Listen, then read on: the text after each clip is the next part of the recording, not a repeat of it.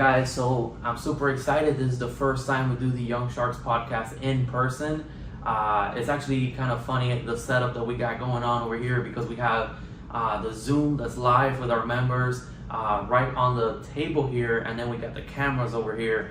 But anyways, Mehul, right? Mehul, yeah. Yeah, thank you so much for joining me today, for being the first guest to actually meet me in person. We got an interesting conversation ahead of us. For those that don't know, Mehul is actually starting let me not even talk about it. You will probably do a way better job than I do. For today, what we have in the agenda is we want to talk about your story. We want to talk about Xchange, what it is, the plans, and there's a lot of stuff to learn in there, as you guys see as we get into the conversation. But anyways, let me pass on the mic. Again, thank you for being here. Yeah. Tell us a little bit about yourself. Yeah. So as Carlos mentioned, Mehul. I'm currently building the world's largest trading floor in Florida. So for retail traders. So it could be in the financial sector, be it options, futures, forex trading. But my personal background, I'm actually born and raised in Zimbabwe. Came to the U.S. in 2016, I think. Yeah, June 2016, came to the U.S. I had the American dream, so I was like, let me go study something, let me go be an engineer, let me go do something big. So that's what I wanted to do. I always liked planes, I always liked rockets, so I was like, where in the world is that the best place to do it? Florida, because we have Kennedy Space Center right there, and right. The launch pad and everything. So I was like, okay, let me do aerospace engineering.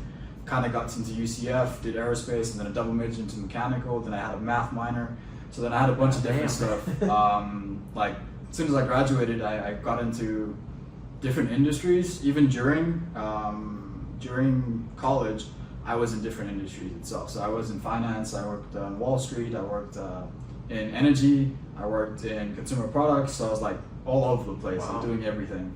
But eventually, I kind of found my niche into finance, and then I was like, okay, this is what I kind of like, this is what I kind of see myself doing in the future, and now I'm building something around that. So okay. It's kind of in a nutshell. yeah. That's an interesting story. So you were born in Zimbabwe. Yeah. That's Africa, right? Exactly. Yeah. And you came to the U.S. to study. Yeah. And then you studied 3 things that are very hard to do, and you did it all together. Yeah. Okay. Awesome.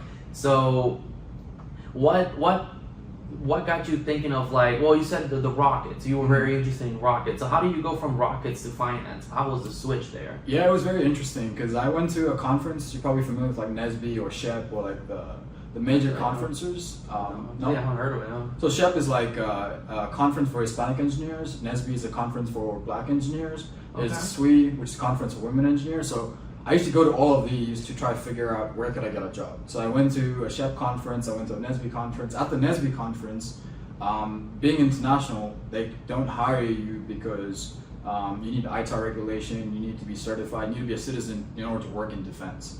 I was like, okay, I can't do that, and I probably, not to brag, but I had the strongest resume out of everyone that was around me. So I did have the strongest resume, but no one was giving me offers because they were like, you're not a U.S. citizen. You're not a green card holder. So you have to be a U.S. citizen to or work a green in card defense? Holder. Yeah, or a green card holder. And you didn't have either? I didn't have either. So I was on a visa. How old were you at the time? 19, 20. You were 19, 20 when you were doing? You were already looking for jobs at that time? Yeah. Holy cow. Yeah, so I was 19, 20 looking, and then they were like, man, your resume, I would hire you on like this. I'll give you an offer letter right now, but on paper, you're not eligible to do it. Just because you don't have the paperwork for it. So I was like, okay, well, what industry can I go into? And I was walking down the conference center, literally walking down, head down, sad, and I was like, I have everything, but no one wants to give me an offer. Then Goldman Sachs, I walked by their booth, and they're like, hey, what's wrong, man? Why do you look like that? Why do you look so sad? It's like, well, I explained the whole situation to them, and they were like, that's pretty insane. Your resume is impressive. Have you ever considered banking or the finance sector? I was like, not really. But if you're willing to entertain it. Why do you think someone like Goldman Sachs, why are they interested in hiring engineers? Is it because of the thought process that goes into it, or do you guys actually do technical stuff? Yeah. So you do technical stuff, but it's mainly the thought process of how do you solve a problem. So that's what I asked them. I was like, hey, so I'm an aerospace engineer. I don't know anything about finance. How would I thrive with you guys? So he kind of made me explain like some scenarios to him. And one of the scenarios was like, as an aerospace engineer, my goal is to, if you've ever seen a plane flying, like an animation of a plane flying, right? Or like a race car driving, and you see like wind going over it. It could be red, green, or like blue, like lines, right? The red means there's more drag, and the green means there's less drag. So whenever you have more green lines, it means you have more efficiency. Your car's going quicker through the air, or your plane's going quicker. So my goal as an aerospace engineer is to make as much green lines as possible, like make it as efficient as possible. Almost like that. So I told them I could do something similar in the stock market and kind of improve your efficiency in your trading. So instead of you having more losses, I'll give you guys more profits. And they were like, how? And then I was like, I have this I've done it in aerospace. I have proven track record for doing that. I just got to apply that same concept to the finance. You guys give me the data sets, and I'll figure out an algo, and I'll build you something that can do that for you. An algorithm. Right? Algorithm. Okay. Yeah. Okay, that's powerful. So you were 20, you went out to Goldman Sachs, and you're like, I can give you more green. Yeah. That's red. Yeah, that's what I told them, and I think I went through 6 interviews with them. Wow. Okay. 6. Some of them were Zoom. Some of them actually flew me out. So I went to Salt Lake. Finally had like the super day over there with them. Got the offer, and then so when I was with them, it probably saved them the first time I was there, probably like 3.4 million, just in my first like 3 months there. And they were like, wow. Applying like algorithm into the data that they were giving you. Yeah, so they gave us a data set, and I was doing FX trading, which is foreign exchange. So the banks mainly, the foreign exchange market, just to give you some background, is like the biggest market in the world, like a couple trillion. So they were like, here's the data set of all the foreign exchange transactions that go on a daily basis. Figure out how we can trade this and have a team, build a team around you so that you can kind of make sense of this as well as crunch the numbers and then build an algo off that. So I kind of recruited a team within Goldman Sachs. It's almost like a project. I had software engineers, software developers, I had finance people. Since I had no experience in that, I knew how to do it. I just didn't know how to put it together. So I bring a team together. There were 5 of us that kind of put everything together. I led the team, and we actually back tested stuff for like 2 weeks. And then on the 3rd week, we launched it. Right. And showed managers, and we were like, "This is what we got. Like this is running." Right. Then they put it on real life scenarios, and then started churning out money for them. And they were like, "Okay, this is good. Let's just keep riding the train." Kept riding the train. Kept riding the train. Right. So what happened to that story with Goldman Sachs? Did you go at one point, or you were like, I'm done? No, so I just said, so I went from Salt Lake City. I started in Salt Lake City. Then I switched over to the New York office in Wall Street. So I basically worked on Wall Street. And then I was like, okay, I like to trade, but Goldman Sachs doesn't let you trade because you have inside information. So I was like, okay, how am I? At all? At all. Yeah. Not even stocks? Not even. If you want to, like if you want to buy Apple, for example, right? Like the stock, you have to go to them and say, hey, Goldman Sachs, I want to buy Apple stock today. It will take them 3 weeks to process it, so the stock price will probably be up here now, and you will enter at this price. So by the time it takes them to validate and say that everything is good, you're not insider trading, you don't know any news or anything, then you can buy it. So by the time the stock gets there, like you bought it. So you can do long-term stuff like that with them, but you can't like get in and get out daily. You cannot be doing crypto. You can't. Exactly. Okay. So that's why I basically quit. I got an offer. They gave me an offer to like continue. I said no, this is not what I want. And they kind of countered, and I was like, no, like I know you guys are Goldman Sachs, like you guys are like the top of the top, but I got to do what's good for me, not what's good for you. So, and that's the entrepreneur mindset there, is willing to take the risk. Like you're literally working for one of the world's biggest financiers, and you're like, I'm gonna quit to go do what I feel is right for me. Right. So at that time, what was right for you that you let go of Goldman Sachs? So since I had an engineering background, I wanted to, my goal is still to build an engineering firm. The one that I'm building right now with my partners is a financial engineering firm, so it has some engineering aspects to it. But fully fledged engineering is something that I want to do. So I went from Goldman Sachs to TTI. So TTI is, if you know Milwaukee, like power tools. Yeah. Milwaukee Power Tools, Ryobi Power Tools, Hart Power Tools. I went into that industry. just to learn how to develop a product from A to Z, literally right to the end.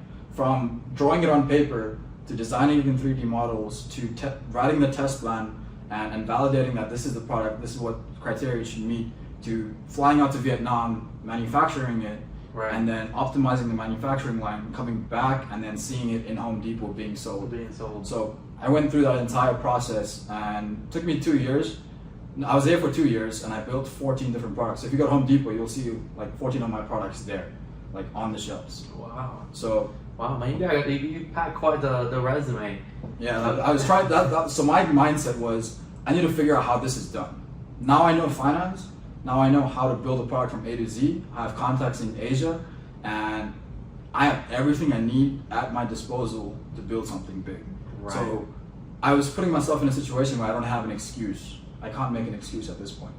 Back then I was like, okay, I only have finance. I don't know how to do I'm actually curious, where did that drive come from? Where did that, because you're an immigrant just like I am. Yeah. And there's just something about immigrants that they have this drive. Like they come to America and it's like, I'm gonna go to Goldman Sachs, I'm gonna go to DTI and work on tools and travel. And like, where do you think the drive for that came from? I definitely say, I give some credit to my dad, and I also give credit to my upbringing in Africa. So my dad, the reason I say that is because every single day, ever since I could remember, he used to be up at like 4 a.m., go to the shop, and he was an entrepreneur himself, go to the shop at 5 a.m. and start selling fruit and vegetables from 5 a.m. like onwards. So every single day, like I used to go to school, and before I used to go to school, he was even gone, like Wow. every day. And I'd see him come when I come back from school in the evening, and he would do that every single day. And then he gave me the opportunity to come to the US, and I was like, well, I've seen you do this, and you were able in a position to put your kids through college. I gotta be in a position to do, like, kind of one up that. Because you've given me the opportunity to do that. You weren't given that opportunity, but I know what you've given, so I have to. There's no. Would you say that's your why? Like, I think everybody has a why, like especially like motivated people that want to chase something, get something. Yeah. We all have our why. Would you say that's your why? That's one of the whys, I would say. It's one driving factor. The other driving factor was that I lived through hyperinflation. Everyone is complaining right now in the US, it's like inflation. I'm like, no, you guys haven't seen inflation. What I mean by inflation is that there was a point in time where you would go to Zimbabwe, go to buy bread, literally bread. Like a loaf of bread. That's how serious I am. Like a loaf of bread. You go to the store, try to buy that. It'll cost you like $11 billion. On the shelf, it'll say $11 billion. 11 billion? Billion, yeah. Like so, Zimbabwean dollars. Okay. Yeah. So Zimbabwean $11 billion on the shelf. By the time you get that loaf of bread, you stand in the line to go and like purchase it. The price has increased. So they'll tell you at the counter and say, it's not 11 billion anymore. Unfortunately, it's now like 12 billion. So you gotta come up with an extra bill. Yeah, and it's bread, so you kind of need that to eat. So it's just the basic things like that. You need bread, milk, cheese. Like everyone needs that to eat. Right. So right. Yeah. That was like, I was like, okay, I can't do this again, and I can't let my country go through that again. So I need to be in a position, put myself in a position where I've lifted up my family and lifted up my country. So I've kind of, my why ultimately is lift as I climb. It's like, as I go up, I'm pulling people up with me. Like when I elevate, someone is coming up with me. There's no way I'm leaving someone behind. Yeah, and there's something about that. Like, all the hate the millionaires, billionaires get, and what I've noticed in this world because we're the future millionaires, billionaires, hopefully. And what I've noticed is that everybody that is in our shoes, that is like entrepreneurial, is motivated, they want to grow, they want to get to the next level, they usually share that trait. Like because I myself, like my why, and I always say it is, I want to have a big company. And the reason I want to have a big company is because I want any one of my family members, if they need an opportunity, I don't like handouts, but if they need an opportunity, I want to be like, here's a job that you can work, and I can pay you whatever I feel you deserve. Mm-hmm. So, maybe it's 10 grand a month, or maybe it's 2K a month. Right. You got to earn it, but there's an opportunity. Opportunity is there. I'm providing you with the opportunity. And the same goes with like any of the other people that I employ and future employees. Like I really would love to just like bring a lot of folks with me. even within the network, it doesn't have to be necessarily giving them the opportunity like that, but within the young sharks, like I am always looking out for like how can I help people. You know, I wouldn't say that's how I spend 100% of my time. You know, because at the end of the day, you need to focus on yourself. Exactly. And you need to lift yourself and lift people with you. But you cannot let that be what drags you down. Exactly. But I try to help, and I see that a lot of folks that are millionaires, like they will think like that, especially if they come from like a self-made standpoint. Right. But that's awesome, man. You have quite the story. So, have you been back to Zimbabwe? I haven't actually. Yeah, so never it's come been back? 6 years and I haven't been back. All my friends, they're like, when are you coming back? Because when I left for college, we kind of all dispersed from high school and kind of went all over the place. But they've all been back home. Like every single one of them have visited back home at least once. So they were like, you haven't been home in 6 years? I'm like, well, I'm trying to build something. Like I can't, I don't have the time to do that. I don't have, because it takes you 3 days to get there, first of all. Yeah. So 3 days to get there, like a $7,000 flight, and then 3 days to get back. So you have to 3 days to get there, time adjust, money, and then 3 days to get back. That's already a week just to acclimatize. Then you need like 2 more weeks. So I don't have 3 weeks out of the year to be like, I need to go back home. Once I've made it, then yeah, I'll go. Right. Yeah. You know, there's a lot of things that, and I'm noticing that there's a lot of things that you need to give up and sacrifice on, you know, and I'm not a big proponent of like giving up your family, but I'll be honest with you, there are some family members that will see way less of me. You know, we just can't. If you're not on the same boat, on the same path as I am, you're completely out. Yeah. Whether, you know, if you need, like I said, if you need my help, it'll always be there. If you need an opportunity, it'll always be there. But there's just 24 hours in the day, and you need at least 7 or 8 to sleep. Exactly. So, and then you need to shower and all that. So there's just so little time left in the day. Alrighty, so okay. Now walk me through, how did we go about Xchange? And we can, you know, dive into Xchange. I really want to go into that topic. There's a lot of things that I can talk about and that with you. Sure, yeah. But just walk us through the basics. Yeah, so the idea kind of sprung about at home. I was sitting at home, probably watching TV with my 2 partners, and we wanted to figure out, I was an institutional trader, I was a retail trader, my partners are retail traders in the real estate game as well. So we were all thinking, we were like, how do we bridge the gap between institutional trading and retail trading and like real estate at the same time? How do we do all 3 at the same time? So that's where Xchange came about. So Xchange, as I told you, is like the world's largest trading floor for retail traders in Lake Mary. So what we're planning to do right now, the idea is basically, there's a lot of people with Discords, a lot of people with chats and telegrams and all this different stuff to like teach trading, teach financial knowledge, give out signals. But say that guy is making like $1,000 a day, $2,000 a day, $3,000 a day. How can we bring him in an environment where he knows what to do with that $1,000 after he made it, as well as how can he go from making $1,000 a day to 10K a day, 20K a day, 50K a day? If you're in an environment similar to Young Sharks, you're creating an environment, right? You're creating an opportunity for people to expand themselves. So I'm creating that at Xchange. My partners and I were basically creating an environment where there's no way after 3 months of being in this building, like if you're physically there every day for 3 months, you're gonna elevate. Right. That's a given. And if you're not gonna elevate after 3 months, I think it's not for you. Like that's when it's the minimum amount of time you need to be like, is it for me? Is it not for me? And then because you'll see exponential growth. You'll be sitting next to people making 50K days. Like imagine that. Right. If he's making 50K a day and I'm here literally next to him, I'm bound to learn something, and I'm bound to pay the price for it to learn. Because I see it. Yeah, no, I think it's a great idea, and there's just a lot of power in bringing people together. That's what we do with the Young Sharks. And to your point, the people that show up to the events and actually cultivate relationships and are networking, they're the ones that get the deals. They're the ones that, you know, make the friendships. They're the ones that are invited to things outside of the Young Sharks. Right. So, but you have to be in that environment, and especially with something like where everybody, because at the end of the day with the Young Sharks, everybody does something different. You know, there's people that do some of the same stuff, but what you're doing is almost everyone in that building has the same exact goal, which is to make more money with trading, right? Exactly. Correct. Yeah.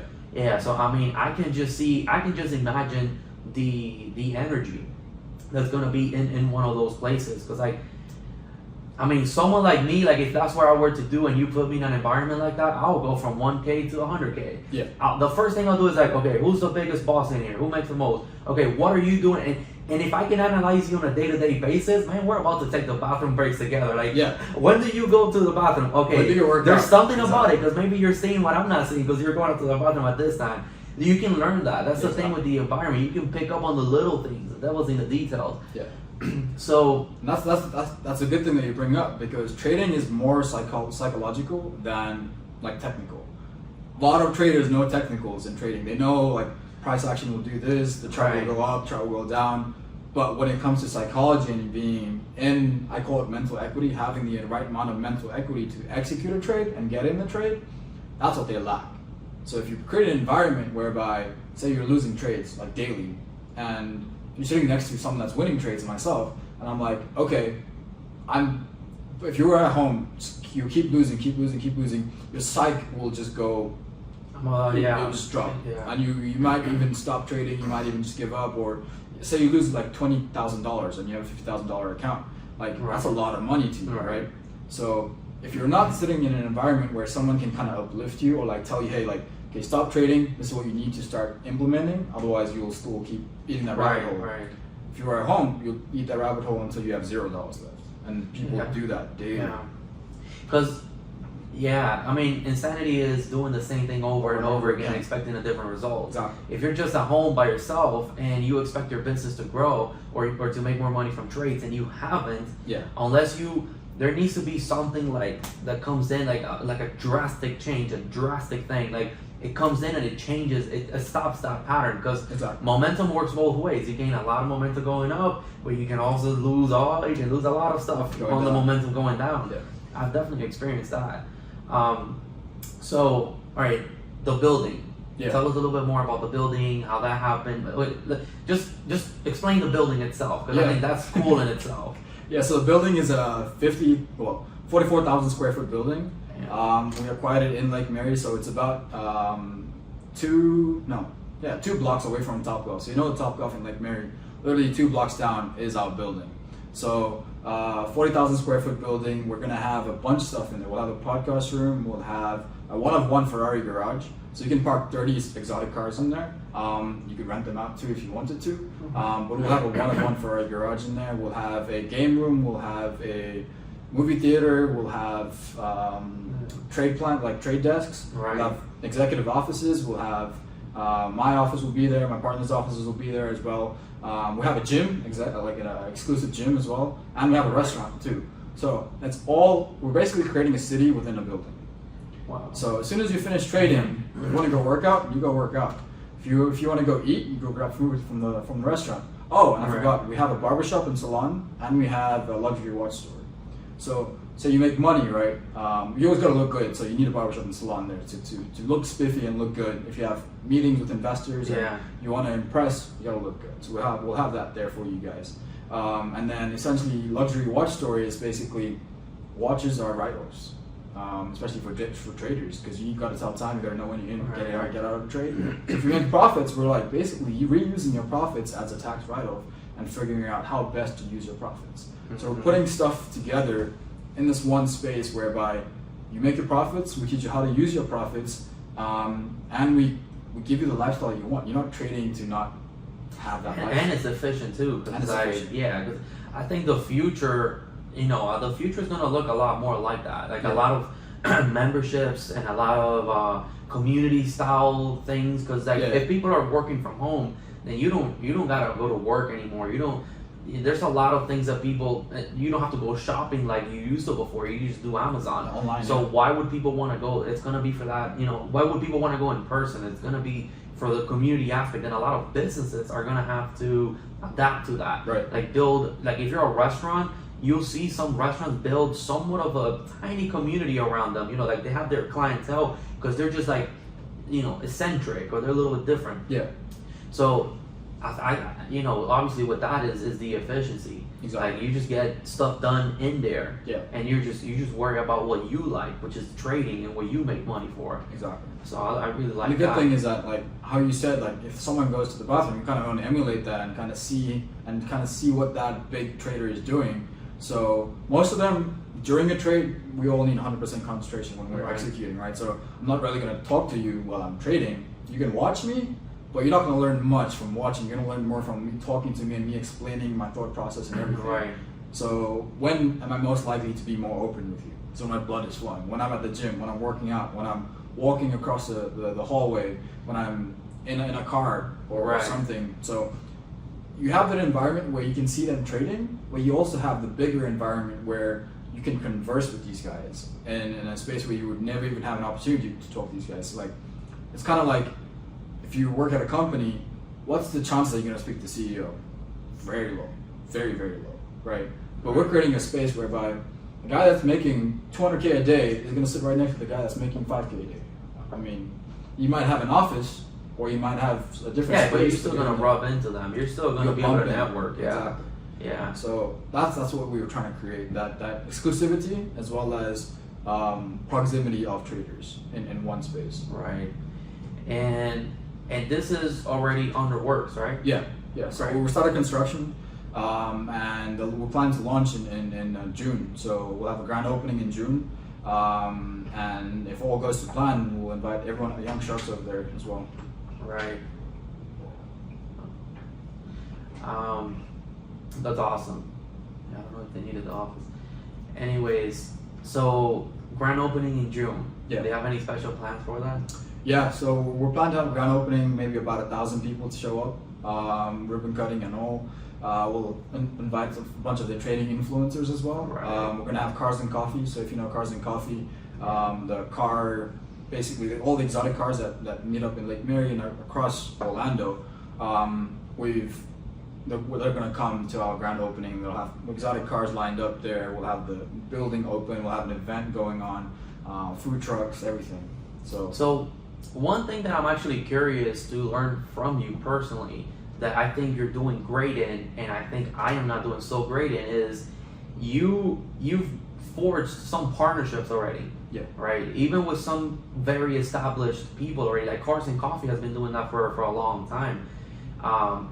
So what's your thought process or your go-to, like when you're, you know, doing partnerships and, you know, like how do you find a partner? Like how did you go about that? Yeah, it's mutual benefits, honestly. So the more you go to these events, the more they're going to see you, the more they're going to understand what you're doing, see the vision, and be a part of it. You got to, for example, like I couldn't get a job at Siemens. The only way I got a job at Siemens was I physically knocked on their door for 2 weeks, and I was like, hey, that's how it is. This is where I need a job. So I was like, if I did that for a job, what do I do? What do I got to do for my own business? So basically that on steroids. So I went to like a bunch of Cars and Coffee events. My partners basically have connections in that space, so they have all the exotic cars and everything. So it kind of makes it a bit easier for me to establish a presence in there because I have partners that are. Yeah, but you still have to find those partners. You still have to make that partnership work. Yeah. So how do you do that? That's basically showing, for example, energy, right? If someone sees energy and feels the energy in the room, they're going to gravitate towards you.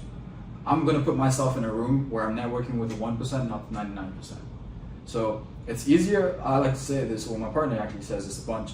He says, you don't want to be in a room with the 99% trying to find the 1% as an investor. You want to be in a room of the 1% trying to find the 99%. So if I'm in a room with millionaires and I want an investor, I'm going to find 3, 4, 5, 6 of them. If I'm in a room with people that are not really making much, and I'm trying to look for an investor, he's going to be in there somewhere. It's going to be so hard for me to get in that. So Cars and Coffee kind of provides you with that. Who are the guys that own these exotic cars? What do they do? They have million-dollar businesses. If I just go up to them and be like, hey, that's a nice car, give them compliments, understand where they're coming from, understand their background, develop a relationship with them, then they're like, oh, this kid he's got some good energy, he wants to learn, he's passionate. They learn more about your story, and then they're like, oh wow, like, okay, let me see if I can help you out, like, because you're always coming, you're always passionate about this stuff. So just doing that over and over and over again, and people are like, I'll give him a shot and see what he can do. And the more shots you get, the better. So that's kind of what I'm getting right now. It's a shot to build this world's largest trading center. To be like, this is the vision. This is what we got to do. Let's go and execute. We have the funding, and we just need to go and go straight forward. Wow, very powerful. So, what about like the permits and stuff? Was that challenging? Yeah, not necessarily. So, like I said, partnerships. So my partners currently, they're good friends with the mayor and of Orlando. So we have connections. We were able to speed up that process to get permitting. The building is already established. We just got to do renovations inside of it. So right now, the permitting that we need is for the Ferrari garage. So we just need garage doors to be installed. So we have to get permits for that. Signage. Anytime you put a sign on a building, you need signage permits, as well as when we erect our flag, we want to put permits for that. So figuring out this is all trial and error. Like no one's ever going to tell you like, these are the permits you need, because you're going to have an idea and be like, okay, I want to do this. And someone's going to be like, okay, do it. But in order to do this, you need a permit. And how do you get the permit? You got to know the people that do it. So that's how we figured it out. And since one of the major ones that we're doing right now is working on the permit to get is, we're located on I-4 basically. I-4 is like driving by us. We want to put a massive Xchange sign. As soon as you drive by, it's like the I-4 eyesore. Like you're gonna see Xchange. Right. Anytime you're on I-4, you will see Xchange. You'll be like, what is that? And you will see Top Golf right next to it. So like, let me go check out Top Golf. And come check out Xchange at the same time. So it's gonna be very smart. Very smart. Right there. Very smart. So how did you meet your partners? Family, friends, actually. Yeah. Just like networking, like networking. You know who, and then just like kind of trying to find your way. Exactly. Yeah. Oh, damn. Yeah. And then you just pitched on the idea, like, hey, I want to do this. We all came up with it together. Like I was saying, we were sitting in the lounge, in my lounge, and we're watching TV. And I have institutional trading background. My partner is a real estate. He's currently got 250 million under management right now in real estate. Oh. And my other partner, he's a retail trader, and he's making like close to like 10, 20 million yearly, like that. So I was like, okay, well, we have that space, we have this space. I have the knowledge and engineering expertise. Like, let's figure something out. Like, there has to be something like is big enough for all of us. Because when you speak to people like that, they're not moved by, I want to make $100,000. Like, that doesn't move them, right? Because they're making 250 million, they're making 10 million. You gotta have big visions and big goals and big aspirations to kind of move these guys and like have a tie and a relationship with them and show them that, hey, this is it. Like, let's put it together. And when you get buy-in, like for initial idea, and you let them drive some of the ideas as well, it's like you're all basically a family. So actually, I know a lot of people that are in those positions. Like, I know a lot of people that have money, have, jobs that have some kind of power and stuff. My problem has always been, how did you get them to want to pitch in ideas and to actually drive those ideas? Because it's basically we all had a common interest, right? And it was all based around trading, and the real estate side of it is pretty big because the building is massive in itself. So that's why that was an interest coming in, and the retail interest from trading and the institutional interest from trading kind of came in together. So commonality is an interest, I would say. I don't know the exact thing that I said that may have said let's do it, but right. I would probably say like an interest. So that you think they're still active, right? Yeah, very. They're great partners. Yeah, very active. Yeah. Yeah, that's I would say in business that's hard. At least I've struggled with that in finding other people that are just as committed as you are. Yeah. Because especially like I think it also has to do because you guys came up with the idea together. Yeah.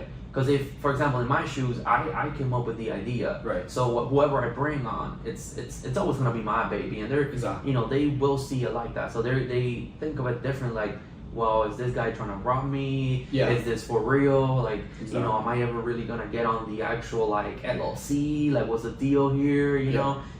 So I guess maybe that helps. That helps, as well as being transparent, being like, hey, I really want a partner, and if you really want to be a part of it, then this is your equity stake in it. And if you don't perform over the next 6 months, I take away your equity, type of thing. So they're obliged to they join the vision, they have an equity stake in it, versus giving a salary or something to a partner or an investment. Once you give equity stake and you give the option to take away equity, they're most likely going to see the vision and perform, right? Right. So it's kind of like that. You have to give them a piece of your baby, but at the same time is, you know that if they don't perform, you've put it in writing, you can take that back. Yeah. And you have to. You have to. If you come up with the idea, that you have to have that protection in there. Yeah. You gotta be fine with it too. Like, I always say, like, you can go far alone, you can go further together, right? So I'm like, that's something you gotta give up. Yeah, it's your own, but it's hard. It's hard, but like, what I think about that is, like, Elon Musk owns like 16% of Tesla. Yeah. That's just 16%. So that means he's not even like a majority owner. Yeah. It's just, he has controlling interest. Mm-hmm. Bezos is the same thing. It's like 12% of Amazon. Exactly. But they're still the two richest people in the world. Yeah, because that's my thing. I'd rather own 1% of a trillion than 100% of 50K. Yeah. But but I would say, like, if you are good in managing partners and like, just like, you know, I guess, I don't know you that well as far as like how your personality is. Because like, when there's a project and there's money involved, the egos can get bruised a lot, and you know what's right, and so does the other person, and you know, usually problems will come up. Yeah. Have you had that happen? Yes and no, but you have to kind of vet it out. Like, we'd have arguments here and there and be like, this idea is better. This idea is not as good as what you think. So we'd kind of whiteboard it out and be like pros and cons towards it. And then the good thing is, with my partners and I would have an idea, but I wouldn't say, this is it. I would say, what do you think? Right. I'd pitch the idea and I'd say, what do you think? And that's what they do always. Any idea they have, anything, that's what I like them so much, and like, we're such good partners, because I have an idea, I'm going to ask you. If he has an idea, he's going to tell me. He's not just going to be like, this is it. It's like, what do you think? It's that. Right. It's giving that opportunity to add your own bit to it, because once you've added your own bit, it's now become together, and then you've strengthened that bond. Yeah. So, yeah. And if you have more than, if it's not two people, then you always have somewhat of a tiebreaker. Exactly. So that does help too. But that's awesome, man. That's such a cool project. I can't wait for it to be open. And I mean, the first time we met, like, I was like, you know, there's something there. Like, I want to learn more about that. Yeah. And I'll share the renders with everyone, Young Sharks group and stuff. Because I showed it to you, right? The video and. I think so. But yeah, we should share it with people. And I mean, we gotta be there for the ribbon cutting. Yeah. Yeah, man. We need some ribbon cutting events for a fact in the Young Sharks. So if there's someone who's you, like, 5 years ago, right, didn't have it all figured out. At least, like, right now you have a mission. Like, if there's someone who is a little lost in finding that mission, like, what advice would you give them? I would say, go talk to people. Go talk to people. Anyone. Talk to a homeless person. Go talk to the elderly. Go talk to kids. Go talk to people who have made it, or people on the street. Why?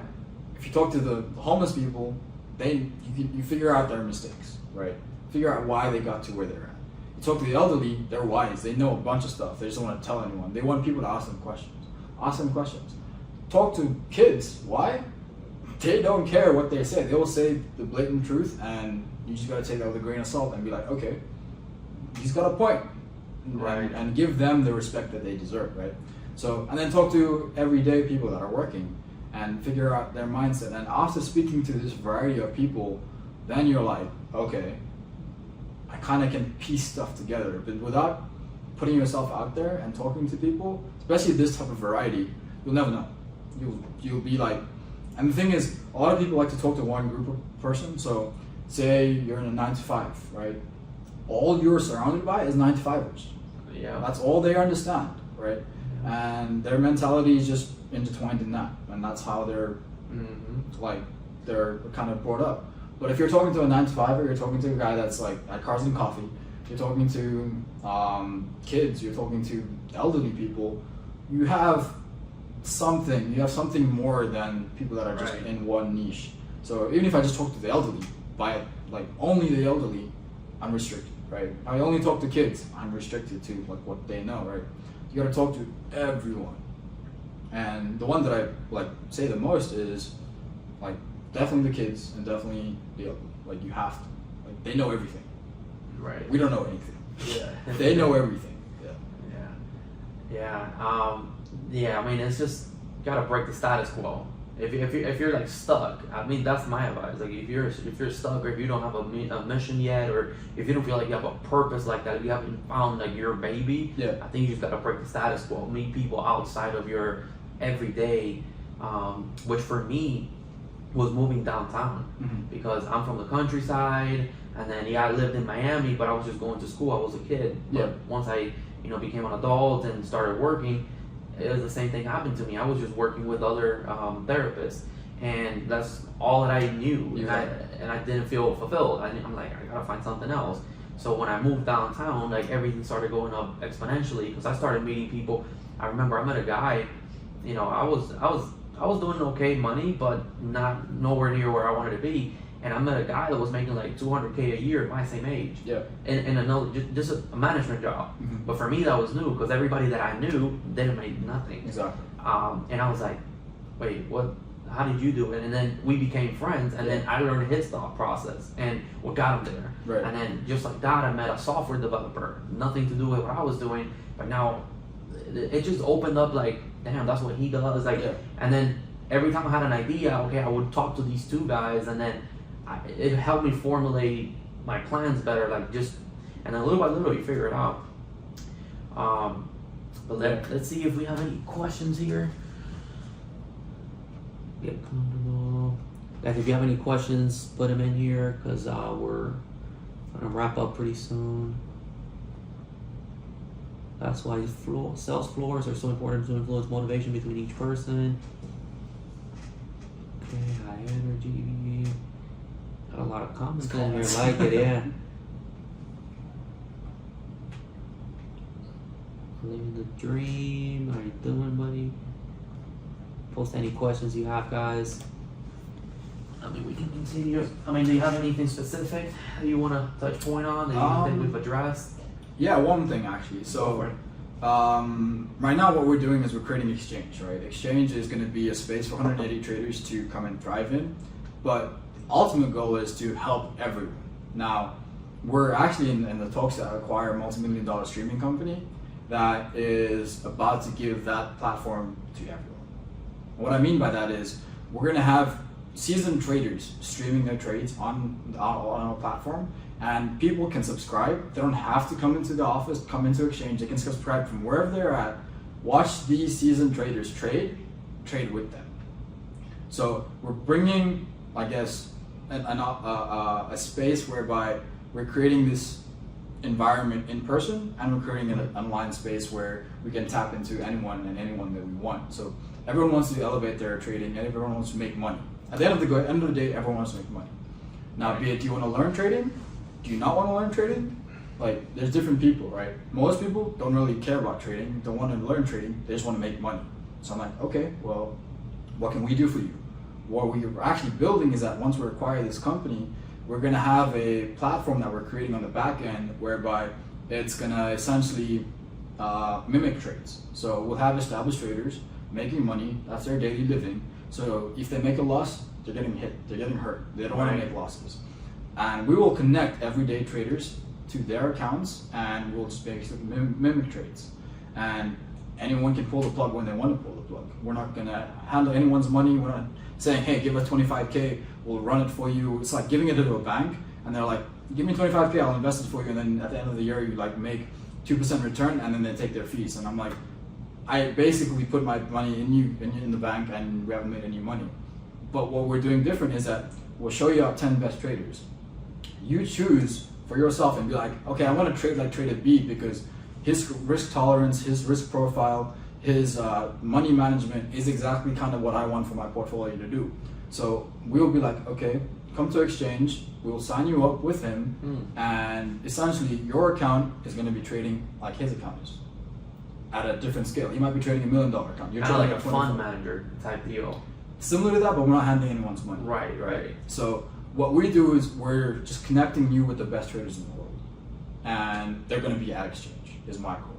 So if we have the best traders under one roof, we can grow everyone's money at the same rate. Now, obviously, you pay a subscription to do that and join that, but the thing is, your money is growing at a pace that would never grow in a bank, as well as you have complete control over your money. You can pull out like whenever you want. There's no restrictions. There's nothing. It's in your account. We don't have access to your account. We only just have a link to your account. That's like literally links from one to another. So say the trades are going bad and you just want to be like, okay, I stop it. Yeah, you can stop it. You just press stop. So you have the power to do everything versus giving it to a bank. Right now we just have a bank crisis where people try to... Well, they're not even, they're making those returns and you're not getting nothing for it. Yeah, but the thing is you deposit your money and you can't even withdraw it, right? You're withdrawing it, the whole banking system collapse. So where I'm like, okay, I don't want to handle your money because I want that risk, right? I don't want to collapse. You handle your own money. Like, we will trade it for you. Like, we will, essentially you're trading it, but you can pull the plug when you want, so. Right. So that's what we're about to launch soon in the next 2 weeks, so you'll see some announcements coming soon for that. Yeah, man, I'm excited about that. I love projects. I love like new projects. Okay, so for the people that don't know what trading really is, okay, like I would say I'm a noob in that world. Okay. Like I know some traders, but you know, there's a lot of scammers out there, and it all has to do with, you know, cryptocurrencies and trading and all that. So what is trading? So trading in a nutshell is basically understanding price fluctuations in the market for a particular asset. So you could trade coffee cups or coffee beans. You could trade coffee beans. Right. Depending on the supply and demand of coffee beans, the price is going to fluctuate, right? So similarly to stocks, depending on the supply and demand of those stocks, the price is going to fluctuate. So we basically are able to analyze these fluctuations and figure out when the best time to get in and the best time to get out is as a day trader. Now you can do that with stocks, you can do that with commodities. By commodities I mean like coffee, oil, cows, milk, oranges. When I was at Goldman Sachs, they were trading oranges. Literally trading oranges. And they actually had one for rain. I don't know how you trade rain, but they were trading rain. Yeah. So they were trading, like, predicting when the rain would happen. If you predicted it correctly, you would make money, and if you didn't, then you lose money. And it was all math based. It's all like these meteorologists go online and they're like, hey, Monday's gonna be raining heavy, and people are making trades off that, right? It's similar like sports betting, but it's more educated. You have math backing it. You can kind of make educated assumptions and figure out your edge. Well, I mean, there's a logic behind it. It's just really hard to like bring it all the way down, because if it rains, it might affect the economy because the crops. I don't know, for whatever reason, but you know, I guess that's at least that's the way I understand it. Yeah. Like, you know, if there's a higher demand for coffee goes up. If there's a lower demand, it goes down. Yeah. And you might know that if it's a festival, coffee demand is gonna go up, and you know. So I mean, that's what trading is essentially. What about like trading currencies? Yeah, so trading currencies is basically a similar thing, supply and demand of the currency. So for example, if you trade GBP JPY, so the Great British Pound versus the Japanese Yen, if there's news happening in London or the UK and in Japan, you're gonna have fluctuations in which currency is gonna be up and which currency is gonna be down. So that price would fluctuate.